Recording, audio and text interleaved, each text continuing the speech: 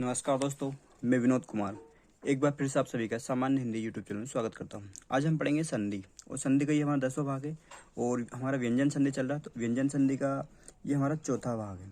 ठीक है, व्यंजन संधि का चौथा भाग है। अब चौथा भाग है और ये नियम हमारा तीसरा है। नियम तीसरा है। तो तीसरा नियम क्या कहता है, इससे पहले हमने देखा था, देख लीजिए, ये हमारा तीसरा नियम है और इससे पहले हमने देखा था, आज हमारा नियम नंबर तीसरा है। इससे पहले हमने देखा था, हल्के हल्के कुछ चीज़ें देख लेते हैं इससे संबंधित। जो पहला नियम है और दूसरा नियम, यदि हमने देखा था कि कचट तप का मेल, कचट तप का मेल, इसका मेल होगा या तो अंतस्थ व्यंजन, अंतस्थ व्यंजन। ठीक है, अंतस्थ व्यंजन कौन कौन से, या, रा, ला और वा, या तो इनसे हो या फिर हो स्वर से हो। ठीक है, स्वर में या स्वर से हो। तो स्वर में कौन कौन से, आ, ई, बड़ी ई, ऊ, इस तरह से स्वर से हो। ठीक, तो स्वर से हो या फिर एक अन्य या वर्ग के बाद है, वर्ग के तीसरे या चौथे, ठीक, वर्ग के तीसरे या चौथे वर्ण से हो। तो ये जो है, तो ये कचट तप उसी वर्ग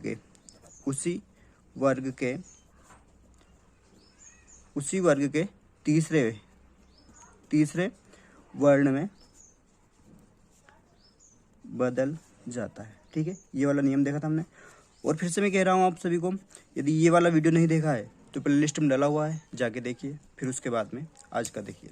तो ये उसी वर्ग के तीसरे वर्ण। अब तीसरा है, का हो जाएगा गा, ठीक, और चा का हो जाएगा जा, और टा का हो जाएगा डा, ता था दा हो जाएगा ता का दा, और पा का बा हो जाएगा। तो इस तरह से ये बदल जाता है, मतलब उसी वर्ग के, मतलब का है तो का वर्ग के तीसरे में। तो ये हमने ये नियम देखा था, पहला नियम हमारा ये था। उसके बाद दूसरा नियम देखा था, दूसरा नियम था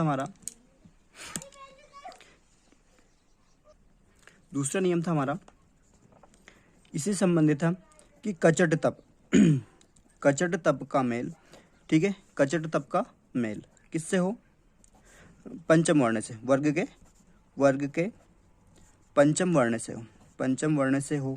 ठीक है, पंचम वर्ण से। अब पंचम वर्ण में कौन कौन से, जैसे एक तो इंगा है, इया है, इंगा, इया, अणा, ना, मा से हो। लेकिन हमने कहा था कि हिंदी में क्या है, कि हिंदी में इंगा, इया, अणा, इन तीनों से, इनसे शब्द नहीं बनते। ठीक है, कोई से भी शब्द की शुरुआत नहीं होती है। शुरुआत की बात कर रहे हैं कि हिंदी में इंगा, इया, अणा से शब्द नहीं बनते हैं या शुरुआत नहीं होती है। इस कारण इस नियम को हमने सिर्फ कि कचट तप का मेल केवल ना या माँ से हो। ठीक है, केवल की बात की थी, केवल ना या माँ से हो। तो ये क्या हो जाएगा, ये जो है इंगा, इया, अणा किस में चेंज हो जाएगा, उसी वर्ग की बात कर रहे हैं, उसी वर्ग के पंचम वर्ण में बदल जाता है। ठीक है, यदि का होगा तो का इंगा में चेंज हो जाएगा, ठीक, और चा होगा तो इया में चेंज हो जाएगा, ठीक, और टा होगा तो अणा में, और ता होगा तो ना में चेंज हो जाएगा, और पा वर्ग होगा तो माँ में चेंज हो जाएगा। इस तरह से ये बदल जाता है पंचम वर्ण में। यदि इनका कचट तप का मेल केवल ना और माँ से हो, तो ये हमने देखे थे, और इनके कुछ एग्जाम्पल देख लीजिए आप। जैसे इसके एग्जाम्पल देख लीजिए आप। ये इसके पहले तो एक दो एग्जाम्पल लिख देता हूँ मैं। जैसे सदाचार, तो इसका संधि उचित होगा सत प्लस आचार। ठीक है, सदाचार। तो यहाँ हमारा नियम था, यदि ता है कचट तप, तो ता आया, ता का किससे, या तो अंतस्थ व्यंजन हो, या रला, या फिर स्वर हो। स्वर क्या है, आ है, तो ता का स्वर से मेल हो रहा। तो ये जो ता है, ये किसमें, ये ता वर्ग के किसमें, तीसरे वर्ण में बदल जाता है। तीसरा वर्ण क्या है, दा, यहाँ से तीसरा वर्ण में बदल जाता है, यानी ता तीसरे वर्ण में दा, तो ये दा हो जाता है, और आ आके बड़ा आकर। ठीक है, इस तरह से ये इसका एग्जाम्पल हो जाता है। फिर एक अन्य एग्जाम्पल देखिए यहाँ पर, सदगुण। जैसे सद्गुण, सद्गुण है तो सद्गुण का संधि विच्छेद करेंगे तो सत प्लस गुण, ठीक है। अब ये ता है, ता है, ता के बाद में हमने कहा था कचट तब का मेल किससे हो, या तो अंतस्थ व्यंजन से या स्वर से या फिर वर्ग के तीसरे या चौथे वर्ण से। तो ता के बाद में गा है तो का खा गा, का वर्ग का तीसरा वर्ण गा है, तो ये जो ता है ये किस में दा में चेंज हो गया, तो ये यहाँ पर दा। तो इस तरह से ये हमारा पहला नियम है। अब इसके एग्जाम्पल एक दो देख लेते हैं। जैसे उन्मत्त, उन्मत्त, ठीक, ये है एक उन्मत्त। तो उन्मत्त का संधि विच्छेद करेंगे तो उत प्लस मत, ठीक, उत प्लस मत। अब ये ता है, हमने कहा था अभी कि कचट तप का मेल, जब कचट इनमें हलंत लगा हुआ, सभी ध्यान रखिए कि कचट तप का जो प्रथम शब्द है उसका अंतिम वर्ण ता हो, प्रथम शब्द का अंतिम वर्ण ता हो, और जो दूसरा शब्द है उसका आदि वर्ण केवल ना और मा हो, ठीक है, क्योंकि इनमें हिंदी से कोई सा भी शब्द प्रारंभ नहीं होता या शुरू नहीं होता। तो इसलिए कचट तब का मेल किससे हो, ना से हो या माँ से हो। तो यहाँ पर ता का मेल माँ से हो रहा है। तो ये जो है ये ता किस में, मतलब ता वर्ग, ये ता उसी वर्ग के पंचम वर्ण में बदल जाता है, उसी वर्ग के पंचम वर्ण में, उसी वर्ग के पंचम वर्ण में। तो ये यहाँ पर देखिए ता, ये ता वर्ग की बात की जाए ता, था, दा, धा, धा और ना, ठीक है, ता, था, दा, धा और ना।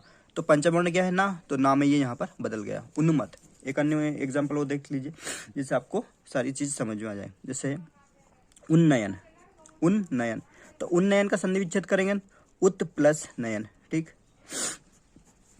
यहाँ पर माँ आया था, अब ये ता है, ठीक है, यहाँ पर ता आया है, ता का मेल किससे, ना से हो रहा है। तो ये जो ता है ये किसमें, यदि ना या माँ से मेल हो तो ये उसी वर्ग के पंचम वर्ण में चेंज हो जाएगा, ये ता ना में बदल जाएगा, ठीक है। तो यहाँ पर ये ना आधा हो गया और ये नयन वैसा का वैसा, ठीक है।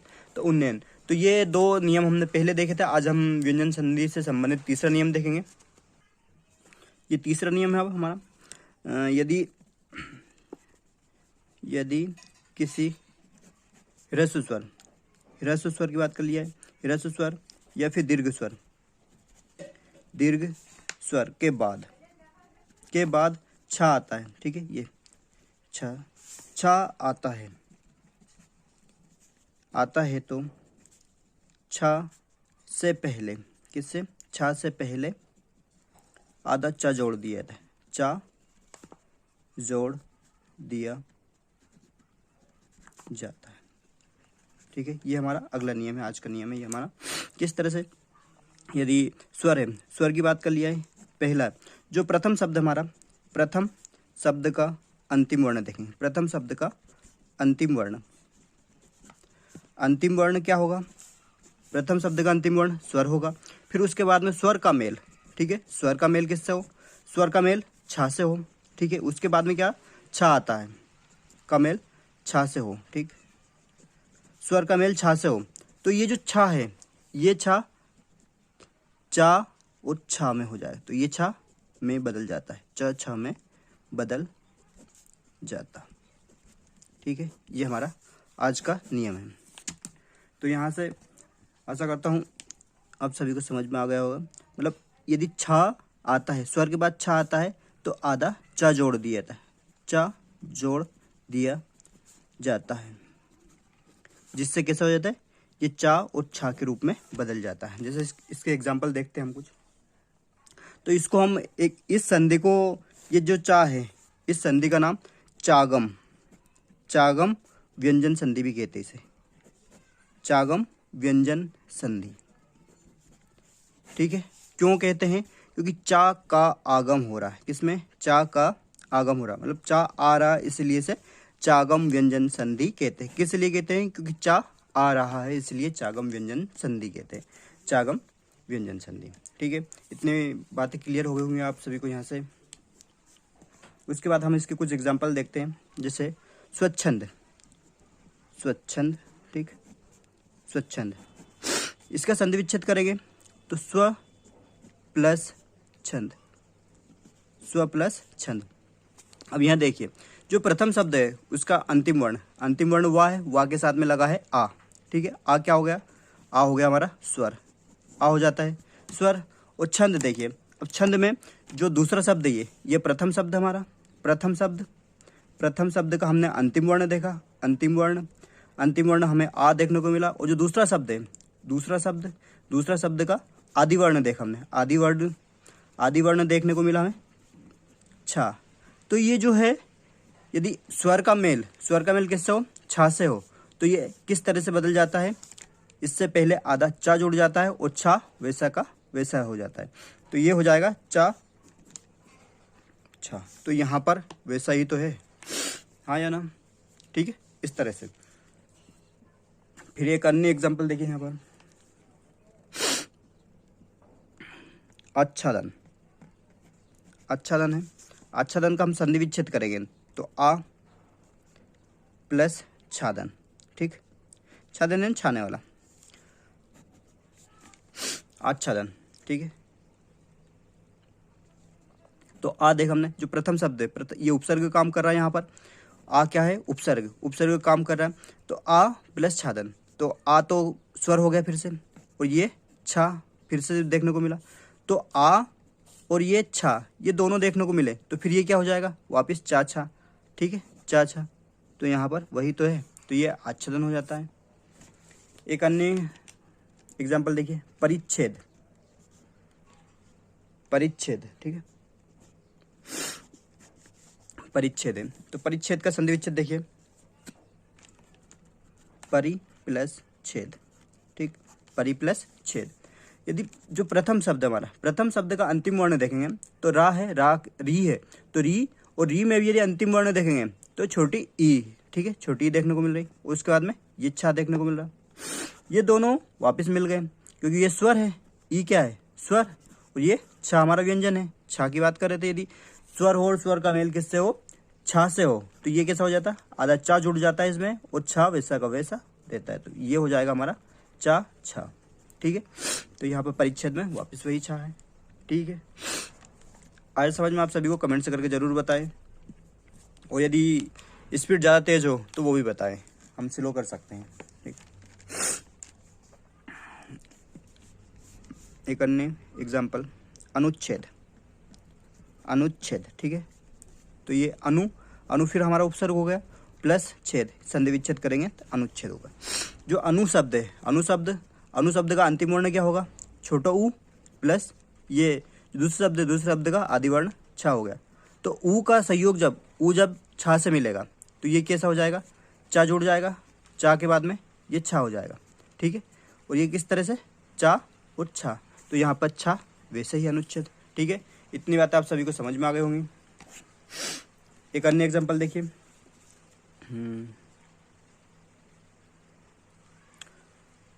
विच्छेद, जैसे संधि विच्छेद की बात करते हैं, विच्छेद, तो विच्छेद में है तो वी, इसका संधि विच्छेद करेंगे वी प्लस छेद, ठीक, वी प्लस छेद।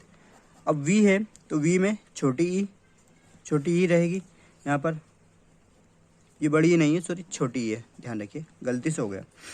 और ये छोटी ई प्लस छा। अब स्वर का मेल किससे हो, छा से हो, तो ये आधा चा जुड़ जाता है, आधा चा और छा वैसा का वैसा होता है, और ये दोनों हो जाएंगे चा और छा। तो ये यहाँ पर विच्छेद में वैसा ही चा और छा देखने को मिल रहा है, ठीक है। तो इतनी बातें आप सभी को यहाँ से क्लियर हो गई। इन एग्जाम्पल के द्वारा हमने आसानी से चागम व्यंजन संधि को जाना। चागम व्यंजन संधि क्यों कहते हैं, क्योंकि चा का आगम हो रहा है, यानी चा आ रहा है, इसलिए इसे हम चागम व्यंजन संधि कहते हैं, ठीक है। कुछ अन्य एग्जाम्पल हैं, जैसे दंतच्छद, ठीक है। तो इसका संधि विच्छेद करेंगे तो दंत प्लस छद, ठीक। तो यहाँ देखिए दंत, जो दंत है तो इसमें है छद यानी होता है यानी छाया हुआ, ऊपर से जिस तरह से ढकने वाली चीज़ होगी, छद यानी। तो ये ता है, ता के साथ में आ है, आ फिर स्वर हो गया और स्वर का मेल छा से हो रहा, तो ये हो जाएगा चा इसमें जुड़ जाएगा और छा वैसा का वैसा रहेगा, ठीक है। और ये दोनों आपस में जुड़कर चा छा हो जाएगा। तो यहाँ पर दंतच्छद में वैसा ही है, ठीक है। एक अन्य एग्जाम्पल देखिए, परिच्छंद, अभी परिच्छेद देखा था, अब परिच्छंद, परिच्छंद है, इसका संधि विच्छेद करेंगे तो परि प्लस छंद, अब इसमें देखिए जो प्रथम शब्द है परि में छोटी ई है अंतिम वर्ण, और ये छा वैसा का वैसा छंद। अब ये जो ये आधा चा में और छा वैसा का वैसा, ठीक है। तो ये दोनों आपस में फिर चा छा परिच्छन, तो यहाँ पर चा छा हो जाएगा। एक अन्य एग्जाम्पल, विच्छिन्न, विच्छिन्न, ठीक है। विच्छिन्न का संधि विच्छेद करेंगे तो वी प्लस छिन्न, ठीक है। तो वी है ये हमारा फिर से वी, तो वी में छोटी ई आ रही है, जो प्रथम शब्द है ये वी और उपसर्ग का काम कर रहा है यहाँ पर, तो वी प्लस छा यहाँ पर आ गया है, ठीक। ये छिन्न में से तो ये हो गया। अब ई और छा, चा जुड़ गया और ये छा वैसा का वैसा ही रहा, और ये दोनों आपस में फिर इस तरह से हो जाएंगे। तो ये चा छा यहाँ पर भी छिन्न में देखने को मिल रहा है, तो इसे बोलते हैं हम चागम व्यंजन संधि।